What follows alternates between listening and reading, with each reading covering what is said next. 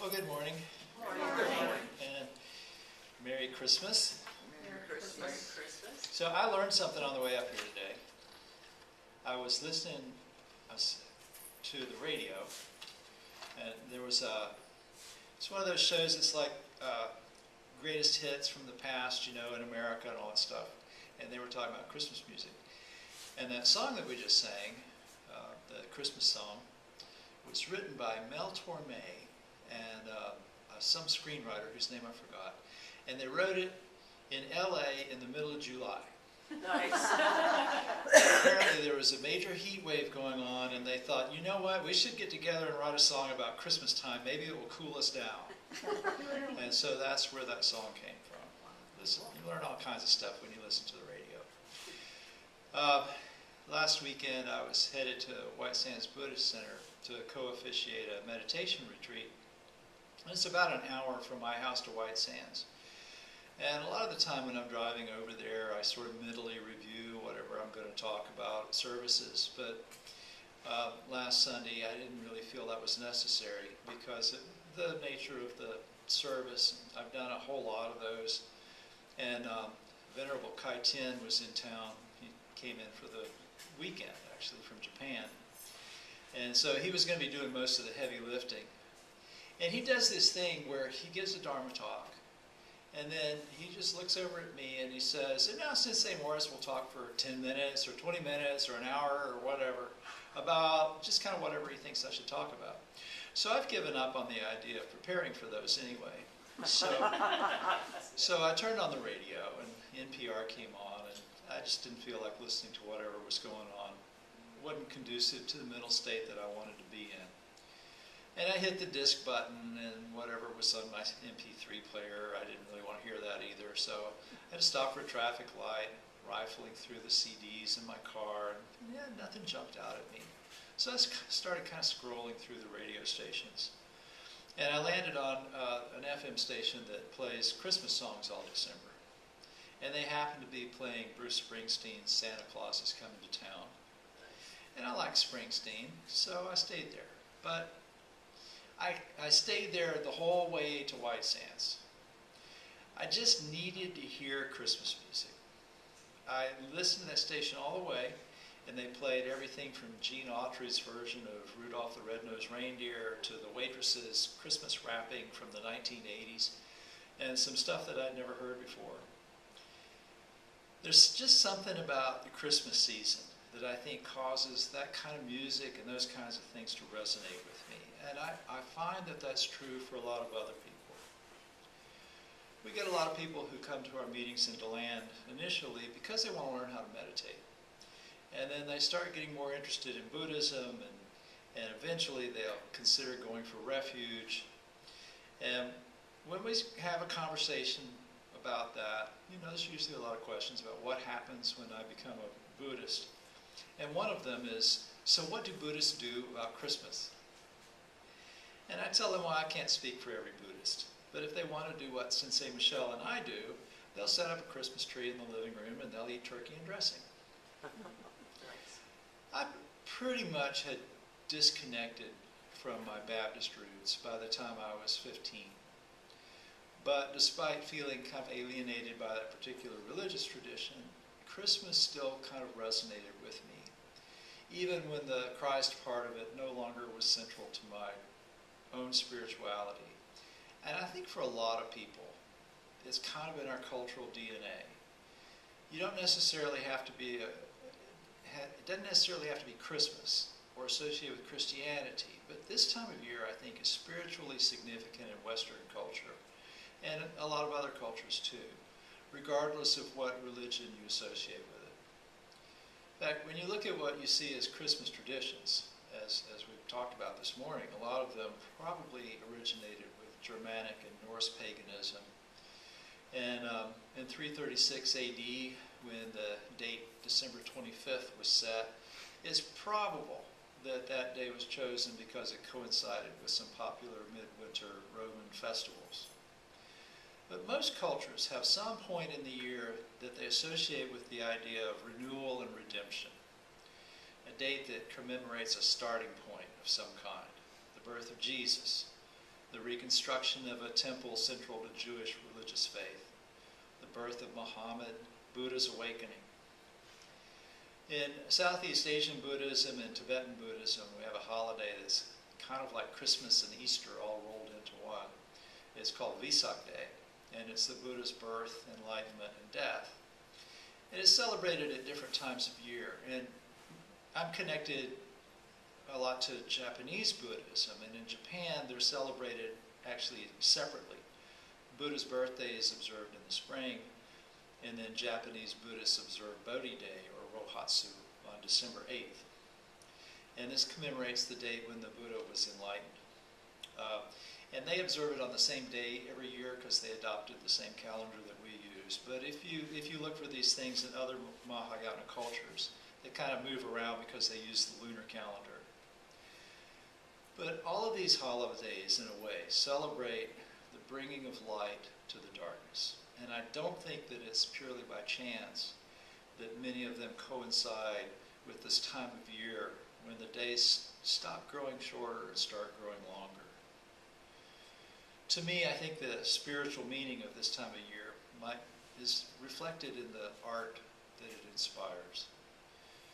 I like the holiday season as a cultural phenomenon. There's spiritual teachings associated with Christmas, of course, but it has this aesthetic, from the nature of Christmas decorations to events like Christmas cantatas, neighborhoods getting together to light up their houses and things like that. Sensei Michelle and I kind of make a tradition of going to St. Augustine at some point during the Lights of Lights and looking at the lights. And we did that yesterday. Because of her school schedule, we kind of did her birthday, our anniversary, and Christmas sort of all yesterday. Nice. And so we went up there and we went to the park that they light up and listened to everybody singing Christmas carols together and stuff like that. It was really nice to experience that. And while we were there, I started wondering about Christmas music. The stuff that I was listening to on the radio, and why I find it so appealing. And it occurred to me that a lot of those songs revolve around a few shared themes. So something like Joy to the World that we sang a little while ago, it's pretty obvious. It's about the arrival of redemption by love. He rules the world with truth and grace. So we're loved, and feeling that love, heaven and nature sing. Some other songs maybe not quite so grand, but the theme's still there. I mentioned the song by the Waitresses. This is the ballad of a young woman who's exhausted by the usual holiday stress. And in the final verse, she finds true love while shopping for cranberry sauce at a convenience store. Nice. And Santa Claus is coming to town. Aside from a few saints and bodhisattvas, I think it'd be hard to find a better example of altruistic, selfless kindness than a jolly man who spends all year laboring in a harsh, cold environment to make gifts and then spends all night tirelessly delivering them. By the way, Alice Cooper has a version of that song. If you want to hear a really dark Christmas song, you should listen. If you want to consider finer art, you can look at something like Bach's Christmas Oratorio, which begins with a chorus that translates something like this: celebrate, rejoice, rise up and praise these days. Glorify what the highest has done today. Abandon despair, banish laments, sound forth full of delight and happiness. It's not just Christmas music that appeals to me, although that's important, but I think one of the finest masterpieces of Western literature is Charles Dickens' A Christmas Carol. The encounter between Scrooge and Marley's ghost sums up, for me, a lot of the meaning of Christmas as kind of a spiritual teaching. So there's this point where Marley's ghost, you're all familiar with the story, I'm sure, comes up and he's bound in chains and he starts to warn Scrooge that he's going to be visited during the night by 3 spirits, and then he tells him why. He said, "It is required of every man that the spirit within him should walk abroad among his fellow men and travel far and wide. And if that spirit goes not forth in life, it is condemned to do so after death. It is doomed to wander through the world. Oh, woe is me, and witness what it cannot share, but might have shared on earth and turned to happiness. There's some seriously Buddhist ideas in there. The benefit and obligation of kindness, the effects of karma. So Christmas is a time that reminds us that there are others less fortunate in the world, and that it's our duty to share our good fortune with them. By the way, you all know I go to prison once a week, and being around those guys this time of year always reminds me of how lucky I am. A bunch of the members of our group have decided to go on a religious diet program because the food's a little cleaner, may not be better, but it's a little bit less likely to make them sick. And so they get essentially the same thing every day, and pretty much the same stuff 3 meals a day. So their Christmas dinner today will be a can of sardines and 3 crackers, a cup of beans, a baggie full of shredded cabbage, and a peanut butter and jelly sandwich. Oh, wow. So Dickens, was motivated to write A Christmas Carol after having kind of one of those moments of recognizing how much some people suffered. He had visited tin mines in Cornwall, and saw the children working there in these mines in these appalling conditions. And then after that, he visited what they called a ragged school, which was a charity set up to help educate destitute children in London. And so he was going to write a pamphlet to distribute, appealing to people to help these needy children. But he changed his mind. He decided that it would have more of an impact if he wrote something more along the lines of Washington Irving's Christmas stories. You can see the inspiration behind this when he was talking about the second spirit, the ghost of Christmas present. And there's the moment where that spirit is about to leave Scrooge. And Scrooge notices something protruding from beneath the hem of his robes. And he points this out to the spirit, and the spirit pulls open his robes and reveals 2 wretched-looking children kneeling at his feet. Dickens writes, "They were a boy and a girl, yellow, meager, ragged, scowling, wolfish, but prostrate too in their humility. A stale and shriveled hand like that of age had pinched and twisted them and pulled them into shreds. Where angels might have sat enthroned, devils lurked and glared out, menacing. No change, no degradation, no perversion of humanity in any grade through all the mysteries of wonderful creation, as monsters half so horrible and dread." Scrooge started back, appalled. "Spirit, are they yours?" he asked. "They are man's," said the spirit. "This boy is ignorance, the girl is want. Beware them both, and all of their degree, but most of all beware this boy, for on his brow I see that written which is doom." Ignorance and want. The Buddha called these the roots of suffering, the cause of the cycle that leads to death. Sharing our wealth with those in need, that's what makes us good people. That's what helps get us out of this cycle of stress. We can call ourselves Christian or Buddhist or whatever label we want to put on ourselves, but if we don't give our time, attention, and resources to those who need it, those labels don't mean much. I admit that I have not always loved Christmas. Some years ago, I was really kind of burnt out on it, especially by the consumerism of it. After we moved to DeLand, Michelle came up to me and she said, "Oh, now that we've got a house, we can put up some Christmas lights." Well, at the time, I was writing almost all the content for a bunch of news journal special sections, and they did a lot of them back in those days, about 24 tabloids, about things like the DeLand Fall Festival of the Arts and the Volusia County Fair and healthcare roundups and all this stuff. And they did several of them during the holidays, about 4 that started coming out around Thanksgiving and continued until the weekend before Christmas. And these things were pretty much a place to put ads, but I had to create readable content for them so people would read them and see the ads.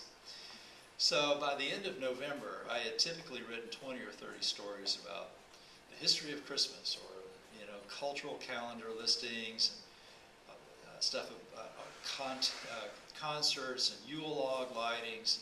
I'd interview kids, get them to talk to me about Santa Claus, all this stuff. And then once I'd finished up all of that, then it was time for the holiday home tours to start, and I'd cover the parades and all these things. So when Michelle came to me and said, Christmas lights, I was so tired of it. I think I probably groaned out loud. And she looked so disappointed. And she said, well, when I was a kid, I wanted them, but my parents never wanted to spend the time or money.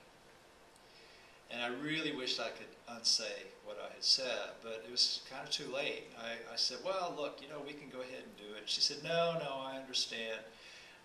You're burned out. We're really, really busy. Your money's really tight and all that. It's okay. So the subject dropped, but I still felt terrible. Well, a couple of years later, she went to a 5-day winter meditation retreat at the Thai temple in Kissimmee. And it was on the first week of December. It ended on a Sunday afternoon, and when she got home from the retreat, it was dusk. It was just dark enough that when she pulled into the driveway, she could see the Christmas lights I had hung on the eaves of the house shining in the fading daylight. And I heard her car pull into the drive, and the car door open and close, and then I kind of sat there and waited, and nothing happened, and so I got up and I looked outside, and she was standing in the middle of the yard just looking at the house and grinning. It was definitely one of my finer moments. The Christmas doesn't just resonate with Americans. For whatever reason, it has spread throughout much of the world, and it's almost universal now. When I visited India, it was during the week between Christmas and New Year's, and I found out that Hindus and Muslims exchanged gifts, and there was a big Christmas tree in the mall and all these kinds of things. It's also a really big deal in Japan. I asked Venerable Kaiten about that when I saw him a couple of weeks ago. Only about 1% of Japanese people are Christian, but they love Christmas. They all wish one another Merry Christmasu. Nice. It's a big holiday for couples. It's kind of like Valentine's Day in a lot of ways. Couples will go out for walks through these massive, elaborate Christmas light displays like that. That one's in Tokyo. And then they go for walks, and then after that they'll go for dinner in a nice restaurant, and they finish up their meal with a serving of a special Christmas cake, which is apparently a very light sponge cake that's filled with fresh strawberries and then iced all over with a layer of whipped cream. Never had one, but sounds good, and I hope that catches on in the U.S. one of these days. But Japanese families also celebrate Christmas. They go out for a special meal, fried chicken from KFC. Oh, no. Nice. And if they have young children, they might go out and pick up a bucket of chicken and bring it home and eat it. As I understand the way this happened, there were a group of Americans who were in Japan in the 1970s, and they started getting homesick during Christmas, especially for their turkey and dressing. Apparently, it's pretty much impossible to get turkey in Japan. And so they started doing the closest thing that they could think of to a turkey dinner. They started going to KFC.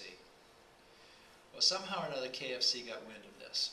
And so in 1974, they started a marketing campaign with the slogan, Karisimasu Niwa Kentucky, which means Kentucky for Christmas.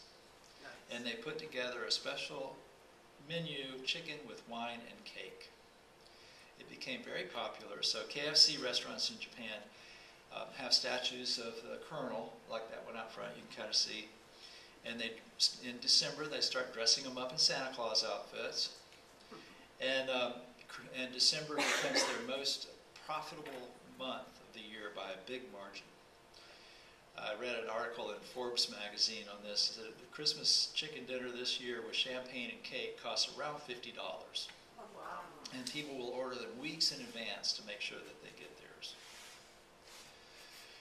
So we celebrate Christmas in my family, but I usually wish people happy holidays rather than Merry Christmas. I have a number of Jewish friends and a number of Jewish students, and obviously a lot of Buddhist friends. And some of them are Vietnamese and probably don't pay too much attention to the holiday.